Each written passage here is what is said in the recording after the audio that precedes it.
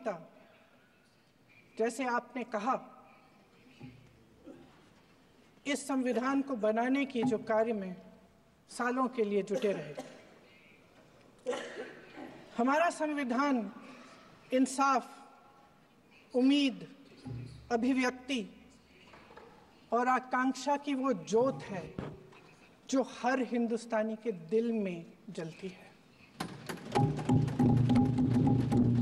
अध्यक्ष महोदय, इस ज्योत ने हर एक भारतीय को ये पहचानने की शक्ति दी कि उसे न्याय मिलने का अधिकार है, कि उसमें अपने अधिकारों के लिए आवाज उठाने की क्षमता है, कि जब वो आवाज उठाएगा तो सत्ता को उसके सामने झुकना पड़ेगा।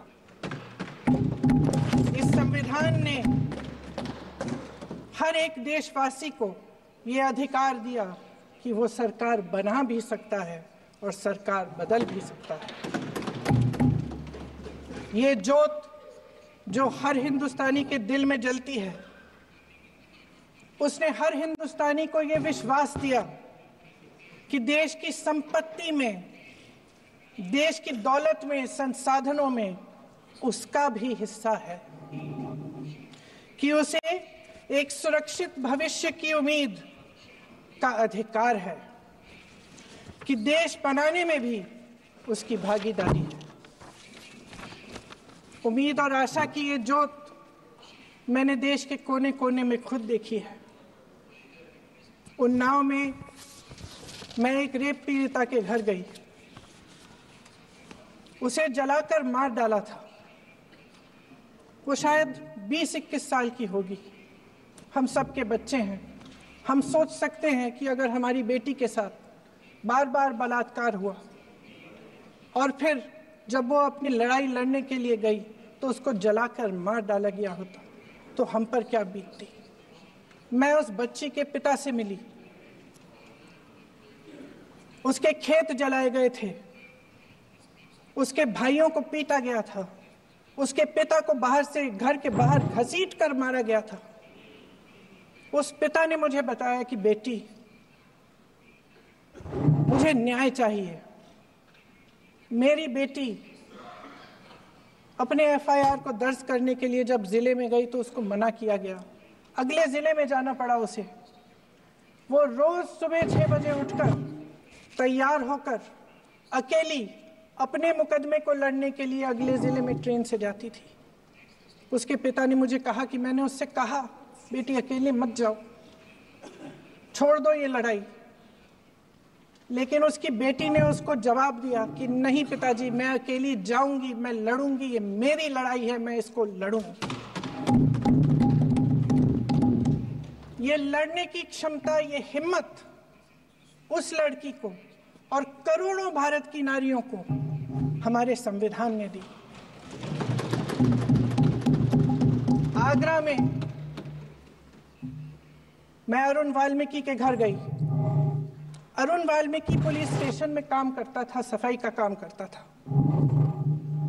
आप सोच सकते हैं हमारी तरह उसका भी परिवार था। नई नई शादी हुई थी, 2-3 महीनों का बच्चा था। पुलिस स्टेशन में चोरी हो गई। चोरी का इल्जाम उस पर लगाया गया। उसके पूरे परिवार को उठाकर पुलिस स्टेशन में ले गए। आप हंस रहे हैं, लेकिन ये गंभीर बात है। गंभीर बात। शर्म करो, शर्म। अरुण वाल्मीकि को पीट पीट के मार डाला, उसकी बीवी को पीटा, उसके पिता के नाखून निकाले, उसके पूरे परिवार को पीटा गया। जब मैं उस जवान महिला से मिलने गई जो अभी अभी विधवा हुई थी, तो उसने मुझे कहा कि दीदी, हमें सिर्फ एक चीज चाहिए, हमें न्याय चाहिए और हम इस न्याय के लिए लड़ते रहेंगे, चाहे कुछ भी हो जाए। ये हिम्मत उस महिला को हमारे संविधान ने दी।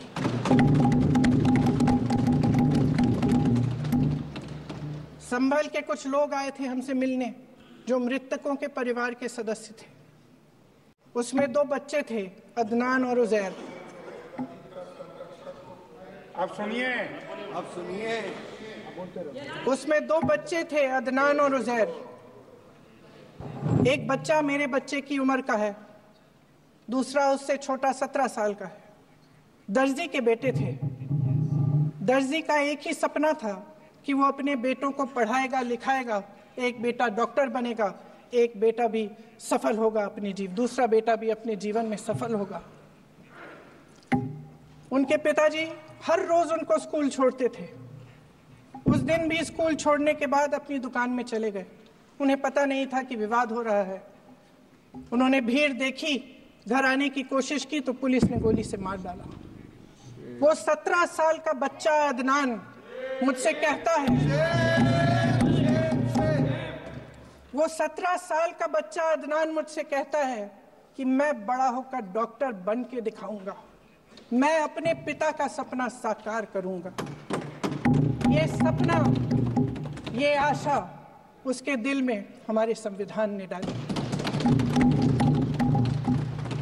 अध्यक्ष महोदय, हमारे देश के करोड़ों देशवासियों के संघर्ष में, अपने अधिकारों की पहचान में, इनकी कठिन से कठिन परिस्थितियों से लड़ने की अपार हिम्मत में और देश से न्याय की अपेक्षा में हमारे संविधान की ज्योत जल रही है। मैंने हमारे संविधान की ज्योत को जलते हुए देखा है और इसके साथ साथ ये भी समझा है कि हमारा संविधान एक सुरक्षा कवच है, एक ऐसा सुरक्षा कवच है जो देशवासियों को सुरक्षित रखता है, न्याय का कवच है, एकता का कवच है और अभिव्यक्ति की आजादी का कवच है। दुख की बात यह है कि मेरे सत्ता पक्ष के साथी जो बहुत बड़ी बड़ी बातें करते हैं, इन्होंने इन 10 सालों में यह सुरक्षा कवच, सत्ता पक्ष के मेरे साथियों ने ये सुरक्षा कवच तोड़ने का पूरा प्रयास किया है। संविधान में सामाजिक, आर्थिक और राजनीतिक न्याय का वादा है।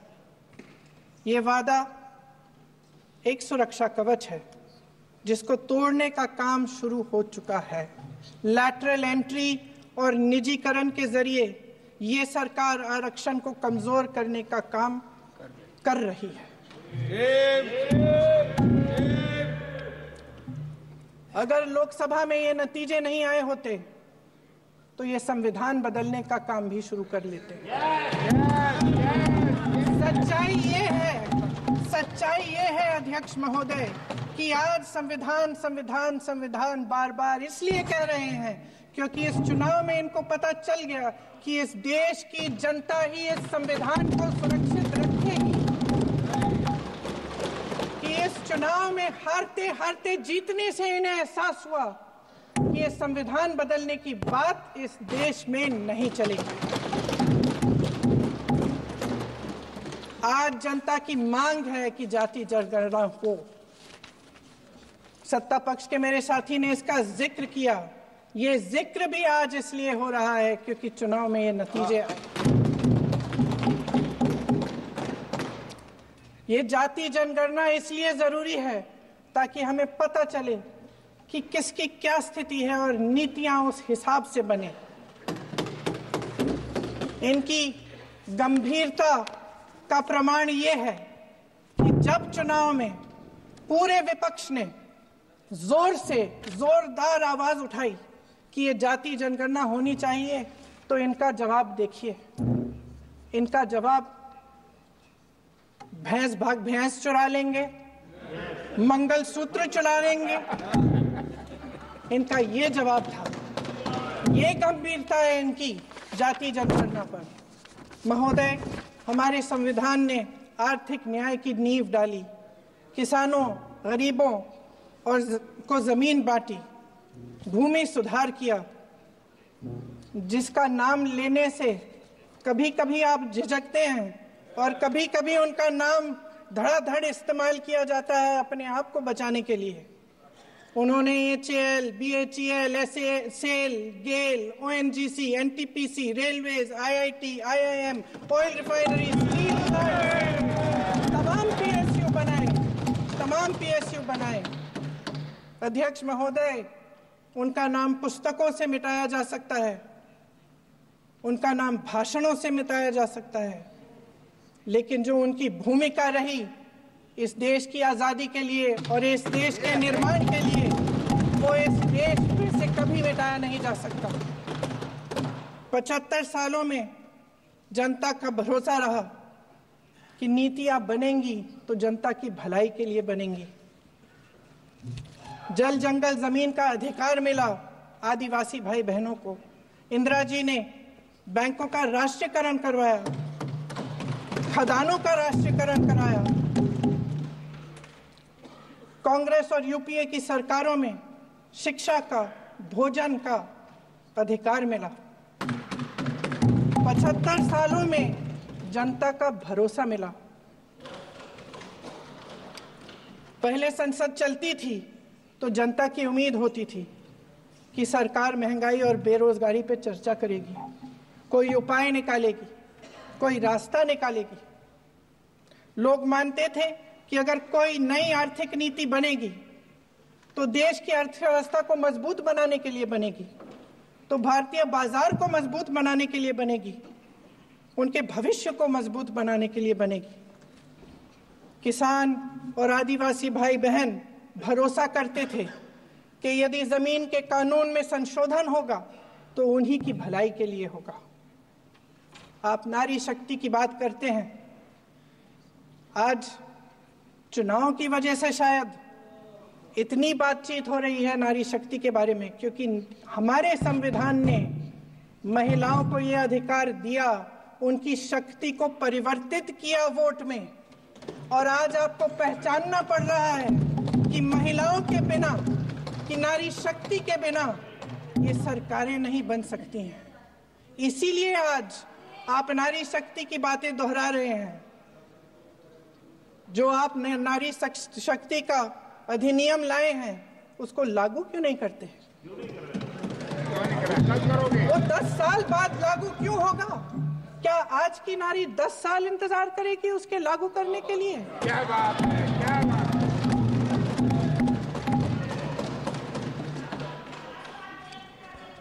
आज संसद में बैठे हुए सत्ता पक्ष के मेरे साथी ज्यादा से ज्यादा अतीत की बातें करते हैं। 1921 में क्या हुआ, कब हुआ, नेहरू जी ने क्या किया। अरे वर्तमान की बात करिए, देश को बताइए आप क्या कर रहे हैं, आपकी जिम्मेदारी क्या है? कि सारी जिम्मेदारी जवाहरलाल नेहरू की है। अध्यक्ष महोदय जी, ये सरकार आर्थिक न्याय का सुरक्षा कवच तोड़ रही है। आज संसद में बैठी ये सरकार बेरोजगारी और महंगाई से जूझ रही हमारी जनता को क्या राहत दे रही है। कृषि के कानून भी बड़े बड़े उद्योगपतियों के लिए बन रहे हैं। सही एमएसपी को छोड़िए, डीएपी तक नहीं मिल रहा है।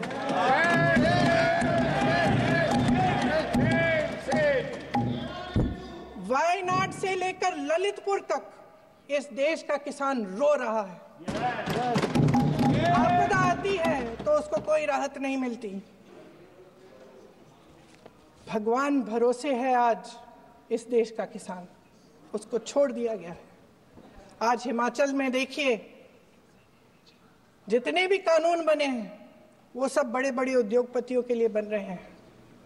हिमाचल में जो सेब उगता था उसके जो छोटे छोटे किसान हैं वह रो रहे हैं, क्योंकि एक व्यक्ति के लिए सब कुछ बदला जा रहा है। सुनने की हिम्मत रखो। मैं अध्यक्ष महोदय जी, अध्यक्ष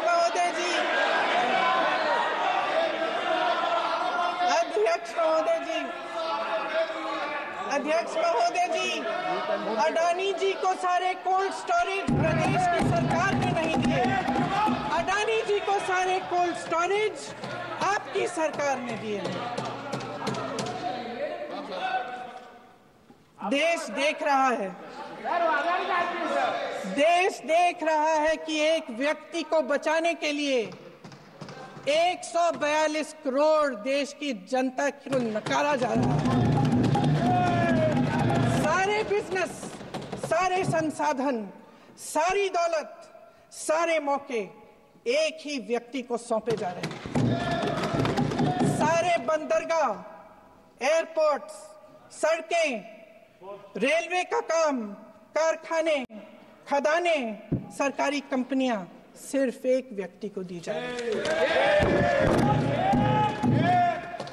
जनता के मन में हमेशा ये विश्वास होता था कि अगर कुछ नहीं है तो संविधान हमारी सुरक्षा करेगा, मगर आज आम लोगों के बीच ये धारणा बनती चली जा रही है कि सरकार सिर्फ अडानी जी के मुनाफे के लिए चल रही है। देश में बहुत तेजी से गैर बराबरी बढ़ रही है। जो गरीब है वो और गरीब हो रहा है, जो अमीर है वो और अमीर हो रहा है। इस सरकार ने आर्थिक न्याय की भी सुरक्षा कवच तोड़ दिया है। राजनीतिक न्याय की जब बात होती है, मेरे सत्ता पक्ष के साथी आज खड़े हुए और तमाम गिनती करने लग गए कि ऐसा हुआ वैसा हुआ 1975 में जो हुआ, तो सीख लीजिए ना, आप भी सीख लीजिए, आप भी अपनी गलतियों के लिए माफी मांग लीजिए, आप भी बैलेट पे चुनाव कर लीजिए, आप भी बैलेट पे चुनाव कर लीजिए, दूध का दूध पानी का पानी हो जाएगा। आप राजनीतिक न्याय की बात करते हैं, सरकारों को पैसों के बल पर गिरा देते हैं।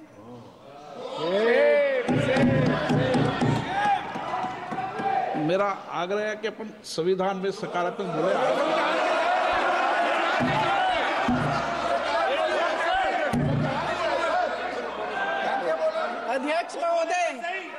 अध्यक्ष महोदय, सत्ता पक्ष के हमारे साथी ने एक उदाहरण दिया उत्तर प्रदेश की सरकार का, तो मैं भी एक उदाहरण दे देती हूँ महाराष्ट्र की सरकार का, मैं भी एक उदाहरण दे देती हूँ हिमाचल की सरकार को तोड़ने की कोशिश किसने की, पैसों के बल पे की, गोवा की सरकार, तमाम उदाहरण है। राजस्थान की क्या ये सरकारें जनता ने नहीं चुनी थी? क्या संविधान इन पर लागू नहीं था? पूरी देश की जनता जानती है कि इनका, हंसती है, जानती है कि इनके यहाँ तो वॉशिंग मशीन है।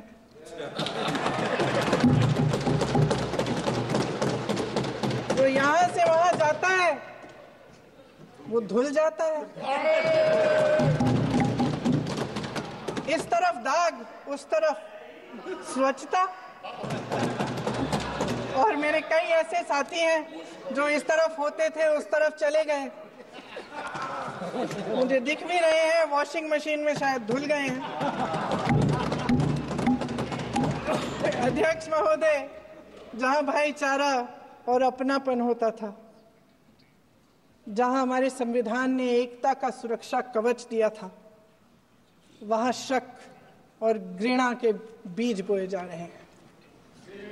एकता का सुरक्षा कवच तोड़ा जा रहा है।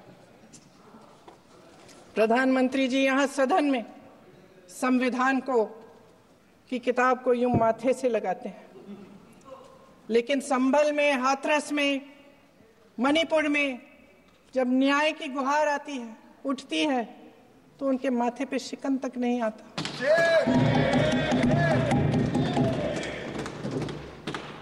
शायद समझ नहीं पाए हैं कि भारत का संविधान संघ का विधान नहीं है।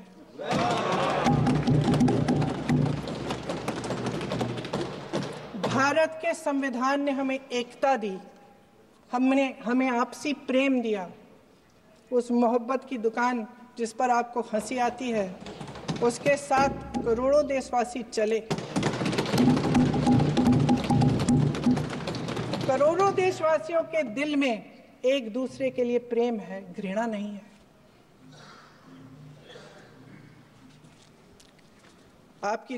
इनकी जो विभाजनकारी नीतियां हैं, उसका नतीजा हम रोज देखते हैं। राजनीतिक फायदे के लिए संविधान को छोड़िए, देश की एकता को भी ये रख नहीं सकते, इसकी सुरक्षा नहीं कर सकते। हमने संभल में देखा, मणिपुर में देखा। दरअसल इनका कहना है कि अलग अलग इस देश के अलग अलग हिस्से हैं, कैमरा। लेकिन हमारा संविधान कहता है कि ये देश एक है और ये देश एक रहेगा। जहां खुला विवाद का सुरक्षा कवच होता था, इन्होंने भय का माहौल पैदा किया है। सत्ता पक्ष के मेरे साथी अक्सर 75 सालों की बात करते हैं, लेकिन इन 75 सालों में ये उम्मीद, आशा, ये अभिव्यक्ति की ज्योति कभी थमी नहीं, कभी बुझी नहीं। इस देश की जनता ने खुलकर आलोचना की, निडर होकर धरने किए, प्रदर्शन किए। जब जब जनता नाराज हुई, तब तब सत्ता को ललकारा, उसे चेतावनी दी, बड़े से बड़े नेताओं को कटघरे में खड़ा किया, उनसे जवाब मांगा, न्याय मांगा। इस देश के छोटे छोटे से नुक्कड़ की दुकानों में, चाय की दुकानों में, इस देश के घरों में, गलियों में, मोहल्लों में, अखबारों में, प्रकाशन घरों में, न्यायपालिकाओं में चर्चा कभी बंद नहीं हुई। लेकिन आज ये माहौल नहीं है। आज जनता को सच बोलने से डराया जाता है, धमकाया जाता है। पत्रकार हो या विपक्ष का नेता हो या किसी यूनिवर्सिटी का प्रोफेसर हो, छात्र संघ हो या कर्मचारियों का संगठन हो, सबका मुंह बंद कराया जाता है। किसी पे ईडी, किसी पे सीबीआई, किसी पे इनकम टैक्स, फर्जी मुकदमे लगवाए जाते हैं, जेल में डाल दिया जाता है, विपक्षी नेताओं को जेल में डाल दिया जाता है, उनको सताया जाता है। किसी को नहीं छोड़ा इस सरकार ने। देशद्रोही कह के उत्तर प्रदेश में मुझे याद है कुछ अध्यापिकाएं प्रदर्शन कर रही थी, उन पर मुकदमा डाल दिया देशद्रोही का, उन्हें देशद्रोही कह दिया। इन्होंने देश का पूरा माहौल भय से भर दिया है। इनकी मीडिया की मशीन झूठ फैलाती है, तरह तरह के आरोप लगाती है, और शायद वह भी भय में ही है। महोदय, मैं इस सदन को याद दिलाना चाहती हूं कि ऐसा डर का माहौल देश में अंग्रेजों के राज में था। जब इस तरफ बैठे हुए गांधी की विचारधारा वाले लोग आजादी की लड़ाई लड़ रहे थे और उस तरफ वाली विचारधारा वाले लोग भय में रहकर अंग्रेजों के साथ साठ-गांठ कर रहे थे। लेकिन अध्यक्ष महोदय, भय का भी अपना स्वभाव होता है। भय फैलाने वाले हमेशा भय का खुद शिकार बन जाते हैं। ये प्रकृति का नियम है। आज इनकी भी यही हालत हो गई है। भय फैलाने के इतने आदी हो गए हैं कि खुद भय में रहने वाले हैं, चर्चा से डरते हैं, आलोचना से घबराते हैं। कई दिनों से हम मांग रहे हैं कि चर्चा करिए, लेकिन चर्चा करने की हिम्मत ही नहीं है।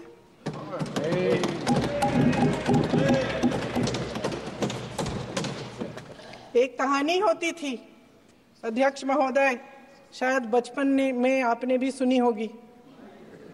राजा भेष बदलकर बाजार में आलोचना सुनने जाता था। यह सुनने जाता था कि प्रजा मेरे बारे में क्या कह रही है, मैं सही रास्ते पे चल रहा हूं कि नहीं।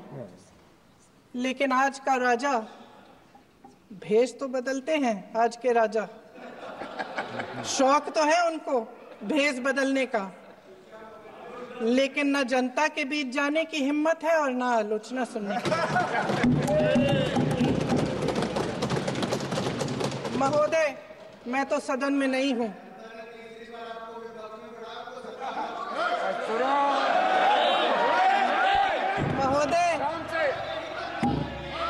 महोदय,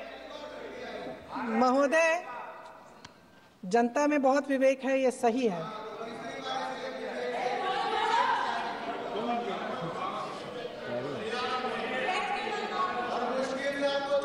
अच्छा महोदय, मैं सदन में नहीं हूँ, कुछ, हाँ ठीक है, मैं सदन में नहीं हूँ, मात्र 15 दिनों से आ रही हूँ, लेकिन मुझे ताज्जुब होता है कि इन 15 दिनों में इतनी बड़े इश्यूज हैं, इतनी बड़ी बातें हैं, प्रधानमंत्री जी मात्र एक दिन के लिए, शायद 10 मिनट के लिए दिखे हैं सब।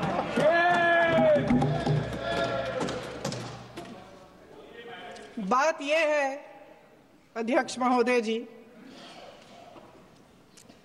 कि ये देश भय से नहीं, साहस और संघर्ष से बना है।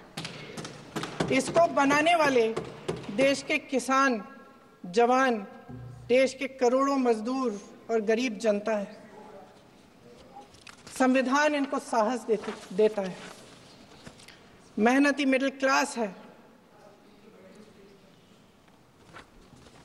और इस देश के जो करोड़ों देशवासी हैं, जो रोजाना भयंकर परिस्थितियों का सामना करते हैं, उनको साहस देता है।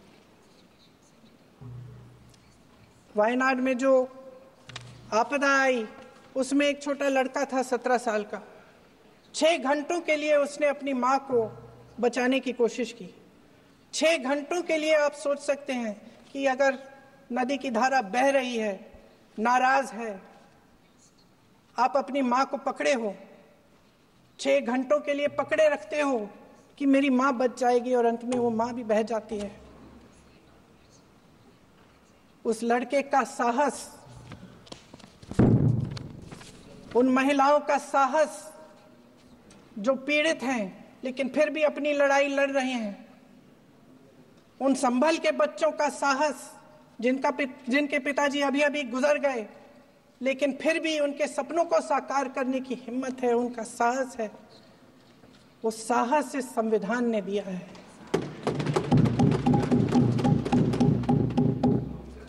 वो आत्मविश्वास इस संविधान ने दिया है। सकता, ये देश साहस से ही चलेगा। भय की भी सीमा होती है, और जब वो सीमा पार हो जाती है, जब किसी को इतना दबाया जाता है कि उसको लगने लगता है कि अब मेरे पास खोने के लिए कुछ नहीं है, तब उसमें एक ऐसी शक्ति पैदा होती है जिसके सामने कोई कायर खड़ा नहीं हो सकता।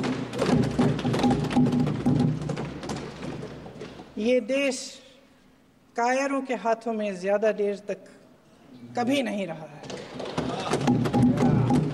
ये देश उठेगा, ये देश लड़ेगा, सत्य मांगेगा, सत्यमेव जयते। जय हिंद।